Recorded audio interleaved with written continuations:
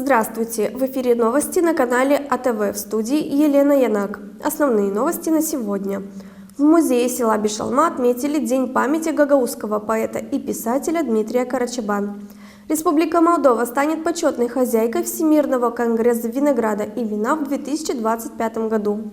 День самоуправления в средней школе Басараб. Как ученики справились с ролью учителя. Подробнее в репортаже наших коллег.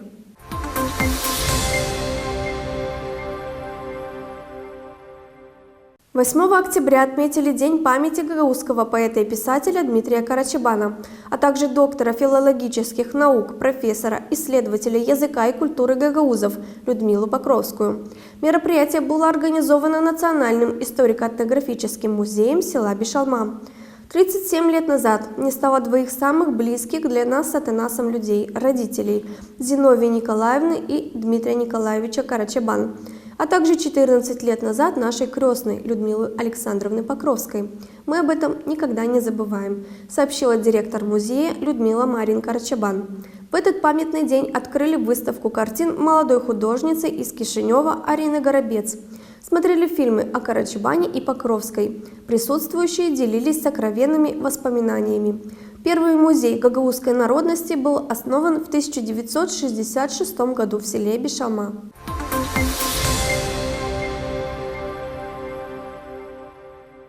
Республика Молдова станет почетной хозяйкой Всемирного конгресса винограда и вина в 2025 году, самого грандиозного и важного мероприятия престижной международной организации винодельческих государств. Это заявление было сделано накануне Национального дня вина и представляет собой свидетельство приверженности и вклада Республики Молдова в винный сектор. Молдова предложила провести 46-й Всемирный конгресс Международной организации винограда и вина в 2025 году. Государства-члены Международной организации согласились с решением организовать первый глобальный конгресс к его второму столетию в Республике Молдова. Решение приветствовалось исполнительным комитетом и Генеральной ассамблеей организации.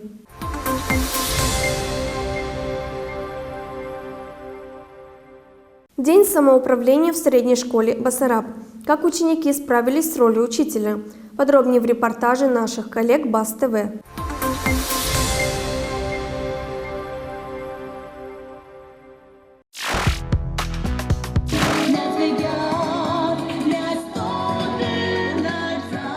În dimineața zilei de 5 octombrie, elevii liceului teoretic Matei Basarab și-au întâmpinat profesorii cu onoruri deosebite. Aici li s-a împrăștiat o potecă cu petale de trandafiri, după ce au mers de-a lungul căreia fiecare profesor a primit câte un mic cadou. Noi am oferit o băncuță de miere. Viața profesor să fie mai dulce. Pe lângă băncuță a fost și invitație în sala festivă. De ziua profesorul, frâiele școlii au trecut către elevii din clasa a 12. În ciuda faptului că liceul nu a fost condus de profesori, lecțiile au fost predate cu maximă seriozitate. Unilor copii le plăceau profesorii suplinitori, altora le lipseau profesorii adevărați. Mi-a plăcut felul de a preda lecția a domnișoarei Andreea. Nu am simțit lipsa profesorului, fiindcă ea știe bine engleza și ca doamna Ana. Lecția de limba engleză a fost cam tristă, dar a trecut cu succes. Deoarece cu doamna Ana lecția era mai veselă și mai atractivă. Mi-a plăcut modul în care am desfășurat lecția. Am lucrat cu textul, am tradus, am lucrat cu toată clasa. Mie mi-a plăcut foarte mult cum Maria ne explica lecția, cum citea foarte corect exercițiile de dicție și cum ne punea să le repetăm și nu se lăsea baltă când colegii nu înțelegeau. Am simțit lipsa doamnei Aliona, fiindcă domneia are așa un fel de comportament față de noi care ne face mereu să râdem, ne explică într-un mod mai ușor pe înțelesul nostru. Mie mi-a plăcut la această lecție că profesoara noastră, doamna Maria, a putut face liniște la oră, nu i-a lăsat pe nimeni neîntrebat la lecție. Eu am simțit un pic lipsa doamnei Aliona, deoarece doamna Aliona mai făcea glume, ne făcea zâmbim. Mi-a plăcut această oră, am simțit lipsa profesoarei pentru că ea explica într-un mod mai diferit, dar la fel de clar. Nu, lecția mie foarte tare mi-a plăcut, profesorul a explicat foarte bine. Daniela o înlocuit pe doamna Agneța și eu cred că este o profesoară bună de geografie și o înlocuit-o foarte bine. Potrivit profesorilor suplinitori, să înlocuiești cadrele didactice nu este ușor.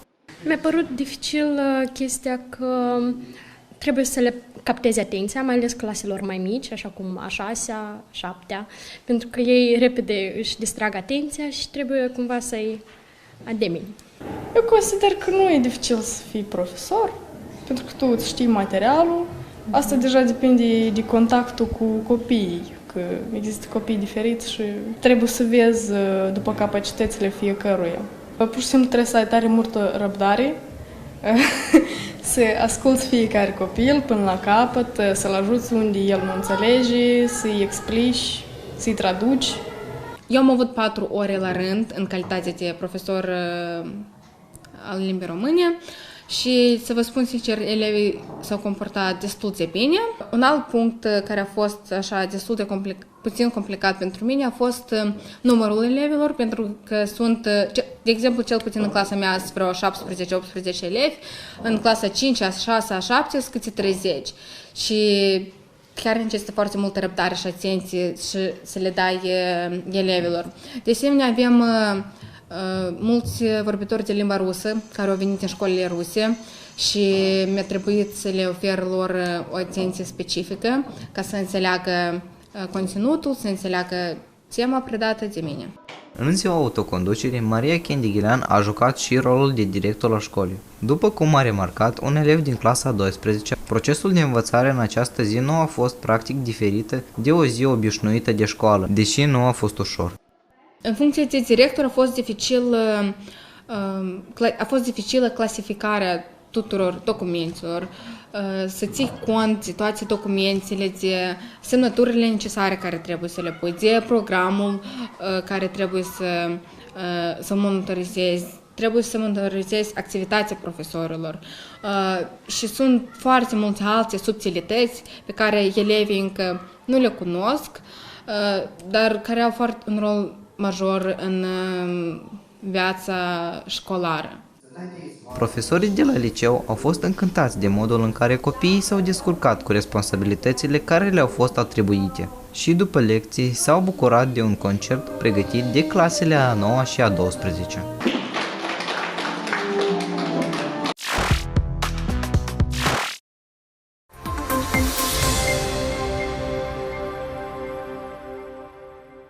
Примария и Дом культуры муниципия Камрад проводит второй рок-фестиваль «Камрад Фест». Он пройдет 15 октября в 17:00 на территории молодежного центра «Аксис». В этот раз мы смело можем назвать наш фестиваль республиканским. Специальные гости фестиваля группы «Диагональ», город Бендеры, группа «Лакрима», город Кишинев, а также лучшие рок-группы и кавер-бенды Гагаузии, сообщается на официальном сайте Примарии города.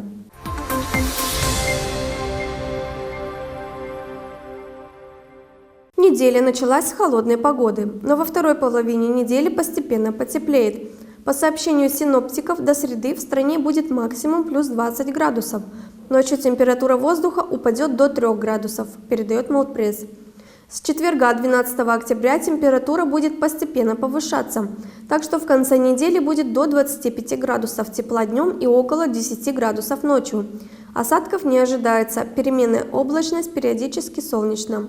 Также гидрометеорологическая служба объявила с 9 по 11 октября желтый код метеороопасности в связи с заморозками. Температура на поверхности почвы может опускаться от -1 до -5 градусов в воздухе, местами от -1 до -2 градусов. До 15 октября действует предупреждение в связи с пожарной опасностью.